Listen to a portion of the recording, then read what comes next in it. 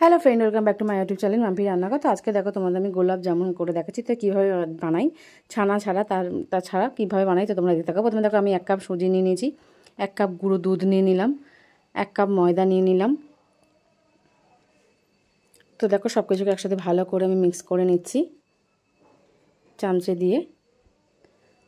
যখন বাড়িতে ছানা না থাকবে তখন কীভাবে গোলাপ জামুন খেতে ইচ্ছা করে কীভাবে বানাতে পারো সেই প্রসেসটাই করে দেখাচ্ছি। তো দেখতে থাকো, আশা করছি খুব ভালো লাগবে। তো কেউ স্কিপ না করে পুরো ভিডিও দেখতে থাকো। তো দেখো 1 চামচের মতো আমি বেকিং পাউডার দিয়ে দিলাম, দিয়ে আবারও ভালো করে আমি মিক্স করে নেব।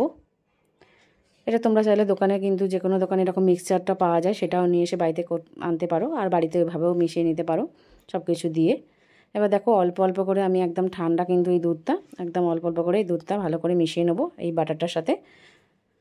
তো দেখো খুব বেশি পাতলা না, খুব বেশি মোটা না, এরকম কিন্তু একটা ব্যাটার বানিয়ে নিতে হবে। এবার যেহেতু এটা সুজি রয়েছে, প্রায় আমি কিন্তু এটা 1/2 ঘন্টার মতো রেখে দেবো। 1/2 ঘন্টা পর তোমাদের আমি দেখাচ্ছি। দেখো 1/2 ঘন্টা পর এটা ঠিক কতটা ফুলে গেছে দেখে বুঝতেই পারছো যে যেহেতু সুজি দেওয়া রয়েছে, সুজিটা কিন্তু পুরোটা 1/2 ঘন্টা কিন্তু রেখে দিতে হবে, না হলে কিন্তু সুজিটা না মিশতে থাকলে তাহলে কিন্তু মুখে দানা দানা পড়বে, তাই পুরো সুজিটা কিন্তু গলতে দিতে হবে। তো দেখো আমি 1 বাটি জল নিয়ে নিয়েছি এটা কড়াইয়ের মধ্যে, আর 1/2 বাটি চিনি দিয়ে দিলাম, আর কিছু এলাচের গুঁড়ো করে রেখেছিলাম সেই এলাচের গুঁড়ো দিয়ে দিলাম। দিয়ে দেখো এবার দোকানের মতো ঠিক কালারটা আনার জন্য জাস্ট সামান্য একটু ফুড কালার দিয়ে দিলাম।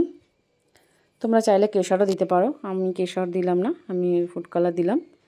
আমার কেশর বাড়িতে ছিল না, কেশর দিলেও এই কালারটা একটু আসবে।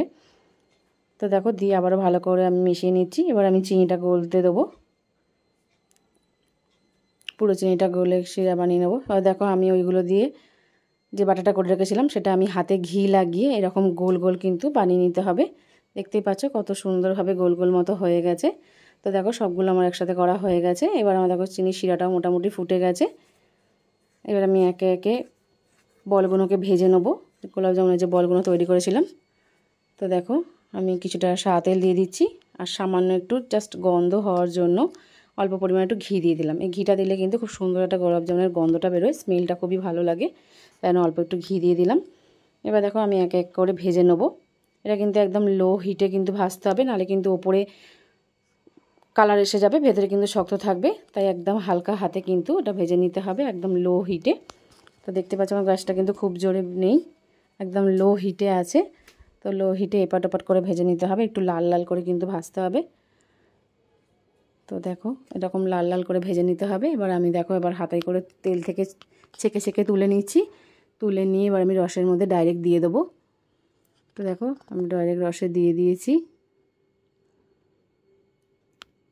এখন কিন্তু গ্যাসটা আমার বন্ধ করা রয়েছে। এক এক করে যেগুলো ভেজেছিলাম সবকটাই তুলে দিলাম। এবার দেখো গ্যাসটা আমি জ্বালিয়ে দিয়েছি, জাস্ট 5 মিনিট ফুটিয়ে নেবো। ফুটিয়ে নিয়ে রসটা দেখো গাঢ় করে নিয়েছি, পুরোটা দেখো অনেকটা টেনে নিয়েছে। এবার আমি একটা সার্ভিং প্লেটে সার্ভ করে দিয়েছি। তো দেখো কত সুন্দর দেখতে লাগছে, দেখতে যেমন সুন্দর হয়েছে খেতেও কিন্তু খুবই সুন্দর হয়েছে। অবশ্যই একবার রেসিপিটা ট্রাই করো। তোমার আমার রেসিপিটা কেমন লাগলো, ভালো লাগলে লাইক কমেন্ট শেয়ার সাবস্ক্রাইব করবে, নতুন বন্ধু হলে পাশে থাকবে। এরকম নিত্য নতুন ভিডিও দেখতে হলে আমার চ্যানেলটাকে অবশ্যই সাবস্ক্রাইব করে দেবে। ভিডিও দেখে ভালো লাগলে পছন্দ করার গ্রুপের সাথে প্লিজ দয়া করে লিঙ্কটা শেয়ার করে দেবে। ভিডিও দেখে ভালো লাগলে একটা অবশ্যই কমেন্টে জানাবে, তোমাদের কমেন্টের অপেক্ষা কিন্তু সবসময় থাকি। তো আমার রেসিপি দেখতে থাকো, তোমরা বাড়িতে বানিয়ে খেতে থাকো, আর একটা কমেন্টে জানাতে থাকো, তোমাদের কমেন্টের অপেক্ষা থাকবো। তো দেখো লোভনীয় একটা মিষ্টি রেসিপি চটজলদি হয়ে গেছে। তো অবশ্যই একবার করে করো, আমাকে জানিও। তো থ্যাংক ইউ সো মাচ।